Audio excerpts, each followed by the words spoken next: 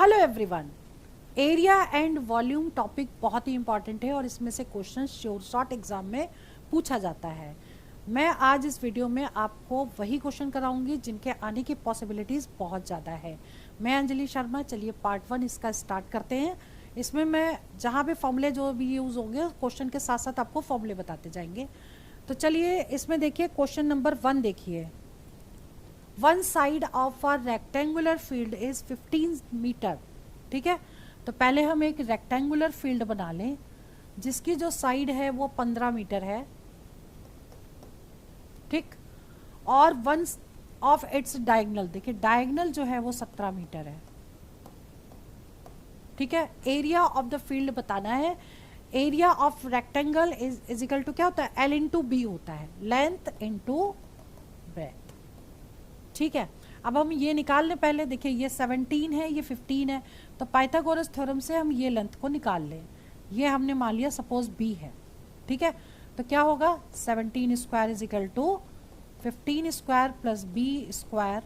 तो 17 का स्क्वायर कितना होता है, 289 माइनस 15 का स्क्वायर 225, यहाँ लिख दीजिए, plus b square.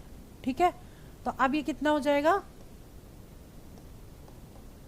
B square, तो बी आ गया आपका 8, ये 8 आ गया।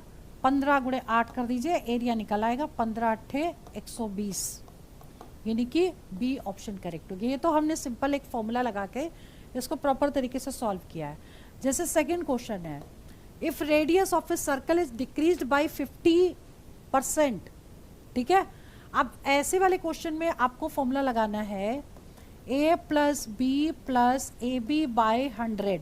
अब एक चीज़ ध्यान रखिएगा, अगर वैल्यू बढ़ रही है परसेंटेज तो उसको पॉजिटिव लेना है, और कम हो रहा है तो नेगेटिव लेना है।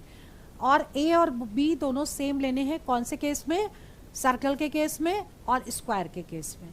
ठीक है, तो अभी जैसे यहाँ पर क्या दिया है, सर्कल दिया है और डिक्रीज दिया है, इसका मतलब a भी -50 होगा और b भी -50 होगा। तो a इज इक्वल टू -50 और b इक्वल्स टू -50 यहाँ पर पुट कर देंगे। आंसर अगर पॉजिटिव आएगा तो इंक्रीज करेगा, नेगेटिव आएगा तो डिक्रीज करेगा, ये ध्यान रखिएगा। अभी जैसे हम इसमें फॉर्मूले में लगाते हैं वैल्यू, तो -50 प्लस -50 इंटू -50 बाई 100 आ गया। ठीक है, 0 0 कैंसिल हो गए, ये कितना हो गया, -100 और प्लस 25, यानी -75। मीन्स क्या हुआ, निगेटिव आ रहा है ना, तो 75% decrease, means A option correct हो गया। क्लियर। चलिए question number 3, find the percentage of increase in the area of rectangle if each side is increase by 20%। Area बताना है कितने परसेंट बढ़ेगा अगर साइड जो है वो 20% जो है वो बढ़ जाए। ठीक है, सेम फॉर्मूला यूज करेंगे। ए देखिए इंक्रीज हो रहा है, ए और बी दोनों पॉजिटिव लेंगे। ठीक है, तो ए plus B plus A into B bye 100, 0 0 cut गया, 40 और प्लस 4 44, 44% इंक्रीज कर जाएगा, क्योंकि यहाँ पर इंक्रीज है और आंसर पॉजिटिव आ रहा है, मतलब बी ऑप्शन करेक्ट हो गया। Clear. Now question number 4, a towel when bleached was found to have lost 20% and its length and 10% of breadth। ठीक है, दोनों कम हो रही हैं, लेंथ जो है वो 20% कम हो रही है और जो ब्रेथ है इसकी वो 10% कम हो रही है। इसका एरिया कितने परसेंट डिक्रीज होगा ये निकालना है। ओरल निकाल सकते हैं सेम फॉर्मूले से। देखिए ये भी लॉस्ट कर रही है, यानी ए हो गया -20 और बी हो गया -10, क्योंकि दोनों ही कम हो रही है इसलिए दोनों माइनस ले लिए। अब हमको फॉर्मूला लगाना है, a plus B plus A B by 100, तो -20 -10 प्लस -20 इंटू -10 बाई 100। ठीक है, 0 0 कैंसिल हो गए, कितना आ गया, -30 और plus 2 -28, means 28% decrease, means B option correct हुआ। क्लियर। चलिए question number 5, the length of rectangle is increased by 60%। Length जो है वो 60% इंक्रीज हो, by what percent would the width have to decrease. अच्छा, ये वाला जो क्वेश्चन है ना कि लेंथ तो 60% इंक्रीज हो गई, लेकिन विड्थ को कितना कम करें कि एरिया सेम रहे, मतलब तो आपको क्या करना है ऐसे क्वेश्चन में, आपको फॉर्मूला लगाना है r upon 100 plus minus r into 100। अब देखिए यहाँ पर प्लस और माइनस क्यों लिया है, अगर स्टार्टिंग में यहाँ पर इंक्रीज दिया है तो पॉजिटिव लेना है, डिक्रीज अगर दिया होगा तो माइनस लेना है। यहाँ पर इंक्रीज दिया है तो हमको यहाँ पे प्लस लेना है, और r की वैल्यू क्या होगी 60 हो जाएगी। ठीक है, पुट कर देते हैं 60 अपॉन 100 प्लस 60 इंटू 100। क्लियर। अब इसे हम कट कर दें, पहले तो ऐड करें नीचे 160 इंटू 100, 0 से 0 कट गया, 2 से कट करिए, 2 3 6, 2 8 16। अब ये 4 से काट दीजिए, 4 दूनी 8, यहाँ 25 आ गया, 25 3 75 बटे 2, मतलब 2 3 6, 2 7 14, 1 बटे 2, मतलब इतना परसेंट, यानी कि बी ऑप्शन करेक्ट हो गया। क्लियर। चलिए आगे बढ़ते हैं, छठा question. If the area of rectangular plot increases by 30%, area increase कर गया 30% while its breadth remains same। ठीक है, what will be the ratio of area of new and old figure। ठीक है, एरिया जो है वो 30% इंक्रीज कर गया। अगर पहले एरिया 100 था तो इंक्रीज करने के बाद 130 हो गया, क्योंकि 100 का 30% निकाला उसमें ऐड कर दिया। ठीक है, तो न्यू एरिया ये हो गया, तो न्यू एरिया ऊपर लेना है और पुराना एरिया नीचे लेना है। 0 0 कट कर दीजिए, 13:10 मीन्स ए ऑप्शन करेक्ट हो गया। ठीक है, ऐसे क्वेश्चन भी एग्जाम में आ जाते हैं, ओरल निकाल सकते हैं। चलिए question number 7। An error of 2% in excess, excess means बढ़ा हुआ, is made while measuring the side of a square. अब स्क्वायर के केस में भी ए और बी आपको सेम लेना है, और इंक्रीज है यानी ए और बी दोनों सेम पॉजिटिव में आएंगे। ठीक है, तो ए हो गया 2, बी भी हो गया 2, सेम फॉर्मूला लगाइए, ए plus B plus A into B bye 100, यानी 4 प्लस 4 बाई 100, यानी 4 प्लस 4। अब देखिए 2 डिजिट है तो 2 के बाद पॉइंट लगेगा ऐसे, 4.04%, यानी कि ए ऑप्शन करेक्ट हो गया। Clear. Now next is question number 8। If area of square increases by 69%, ठीक है, find the percentage increase in side of a square. अब देखिए ऐसे क्वेश्चन में यहाँ पे एरिया दिया है और साइड पूछी गई कितना परसेंट बढ़ेगी। अब ऐसे क्वेश्चन को कैसे करेंगे, ऐसे बाई ऑप्शन करिए। साइड पूछी है तो हम बाई ऑप्शन करेंगे, जिसमें 69 आ जाएगा वही आंसर करेक्ट होगा। तो अगर हम ए ऑप्शन ले लें तो 30 ए और बी दोनों हो जाएंगे, तो 30 प्लस 30 प्लस 30 इंटू 30 अपॉन 100। देखिए 0 0 कट गया, ये आ गया 60 प्लस 9, यानी कि 69% आ गया। देखिए यही हमें क्वेश्चन में दिया हुआ है, तो हमारा आंसर क्या हो गया 30 आंसर, यानी ए ऑप्शन करेक्ट हो गया। क्लियर।